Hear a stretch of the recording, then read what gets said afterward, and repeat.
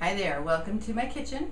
This is Heike, Goddess in the Groove, and as I promised, I'm going to make a short demonstration today about how to make ginger beer, and then later on we're going to make fermented lemonade. Both great. We have about 107 degrees outside right now, and in the kitchen it's probably about 90, so I am going to go as fast as I can for you.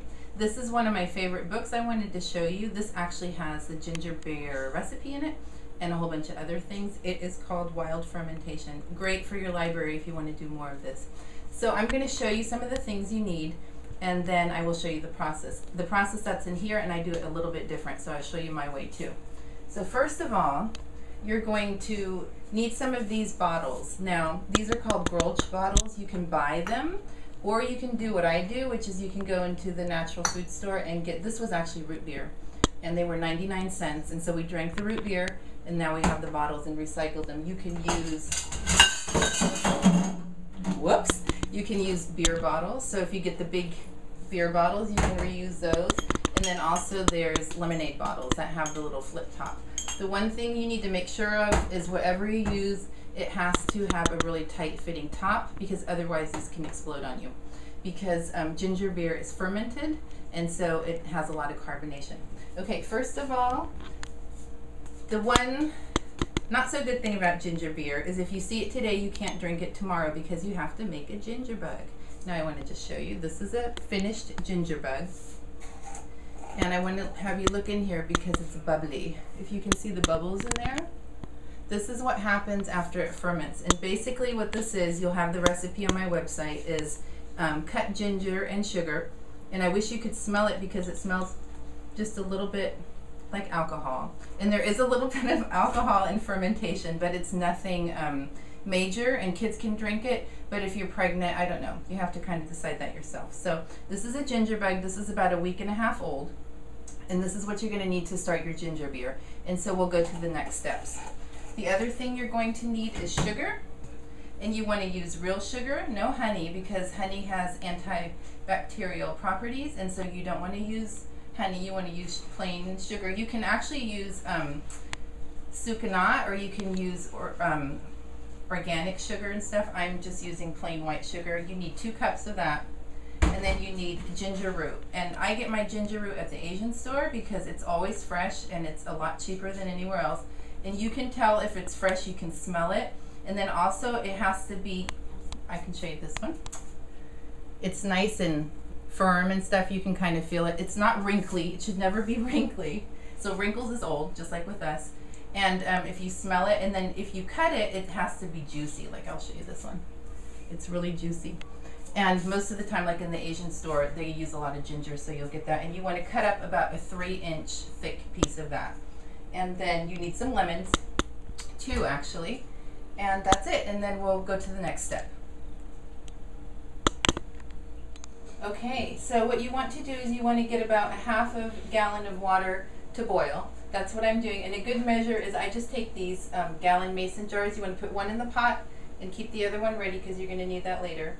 And what you're going to do is take your ginger that you cut up, your 3 inches, put it in the pot, and your 2 cups of sugar. And then you're going to just stir them around.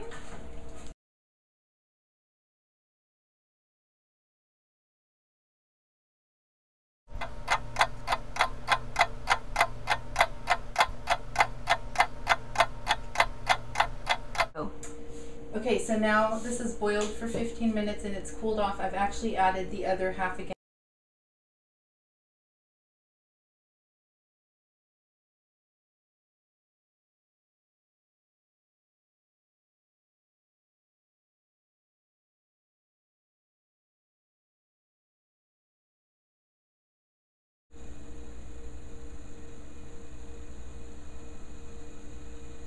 Hi, so now we're back. We're going to get ready to bottle. I'm going to show you this because I've had it spill all over the place. So what you're going to need is you're going to need one of these that you have from canning. And then we have the big gallon jar. And I'm putting it in the sink so that if anything spills over, it doesn't get all over the place. You also need a little helper, so who will hold the strainer for you. Okay, so what you want to do is just go ahead and strain your cooled off ginger beer into the gallon jar. And that'll get like any loose pieces of ginger or herbs. Okay. And this you can, what you have left in here, you can put in the compost. That's great for compost.